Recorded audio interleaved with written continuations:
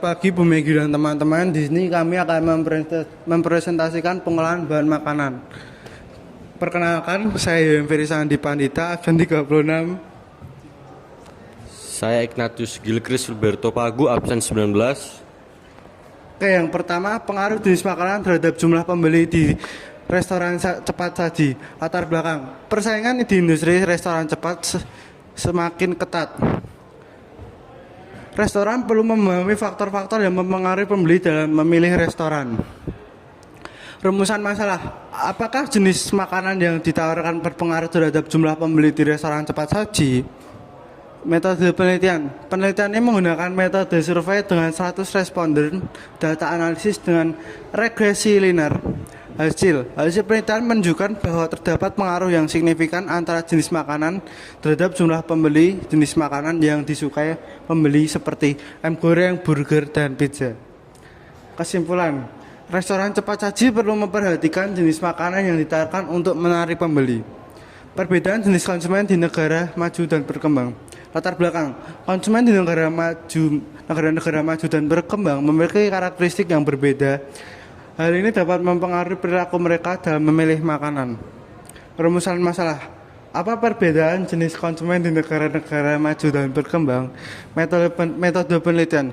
Penelitian ini menggunakan metode kualitatif dengan studi literatur, data analisis dengan analisis konten. Hasil dari penelitian ini menunjukkan bahwa terdapat perbedaan jenis konsumen di negara-negara maju dan berkembang. Konsumen di negara-negara maju lebih memperhatikan kesehatan dan keamanan makanan, sementara itu konsumen di negara berkembang lebih memperhatikan harga dan rasa makanan. Kesimpulan, perusahaan makanan perlu menghadapi perbedaan jenis konsumen di negaranya. Yang ketiga ada pengaruh penyimpanan bahan makanan terhadap kualitas hasil makanan. Latar belakang, penyimpanan bahan makanan yang tepat dapat menjaga kualitas hasil makanan. Rumusan masalah, apakah penyimpanan bahan makanan berpengaruh terhadap kualitas hasil makanan? Metodologi yang digunakan, penelitian ini menggunakan metode eksperimen dengan dua kelompok perlakuan. Kelompok pertama menyimpan bahan makanan dengan cara yang tepat, dan kelompok kedua menyimpan bahan makanan dengan cara yang tidak tepat.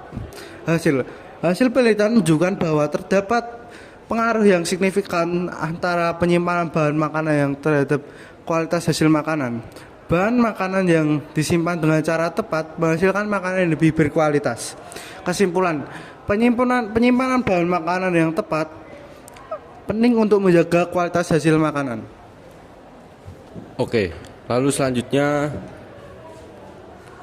jurnal keempat. Jurnal ini saya akan mempresentasikan inovasi kuliner tradisional di era digital. Latar belakang, era digital membuka peluang baru untuk inovasi kuliner tradisional. Lalu kerumusan masalahnya, bagaimana cara menginovasi kuliner tradisional di era digital.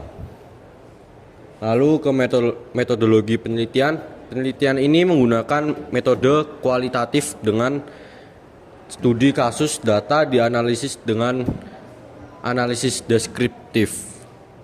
Hasil penelitian menunjukkan bahwa terdapat berbagai cara untuk memanfaatkan media sosial untuk promosi dan penjualan.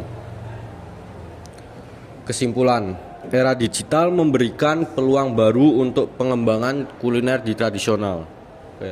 Lalu yang terakhir, dampak pandemi COVID-19 terhadap industri kuliner.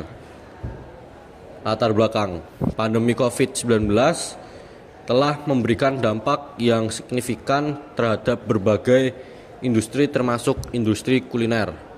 Lalu selanjutnya, kerumusan masalah, apa sih dampak pandemi COVID-19 terhadap industri kuliner? Lalu metodologi penelitian. Penelitian ini menggunakan metode kualitatif dengan studi literatur, data dianalisis dengan analisis konten. Lalu hasil penelitian ini menunjukkan bahwa pandemi COVID-19 memberikan dampak yang negatif terhadap industri kuliner. Banyak restoran yang mengalami penurunan pendapatan dan bahkan harus tutup. Dampak negatif tersebut tidak hanya dirasakan oleh restoran besar, tetapi juga pelaku usaha kecil dan menengah di sektor kuliner yang seringkali tidak memiliki cadangan finansial yang cukup untuk bertahan dalam kondisi ekonomi yang sulit akibat pandemi ini. Banyak dari mereka terpaksa mengurangi jumlah karyawan agar atau menghentikan operasi mereka sementara di waktu untuk mengurangi kerugian finansial yang lebih lanjut. Lalu ada kesimpulan, industri kuliner perlu beradaptasi dengan sesuai pandemi COVID-19 untuk dapat bertahan hidup. Oke, sekian presentasi kami.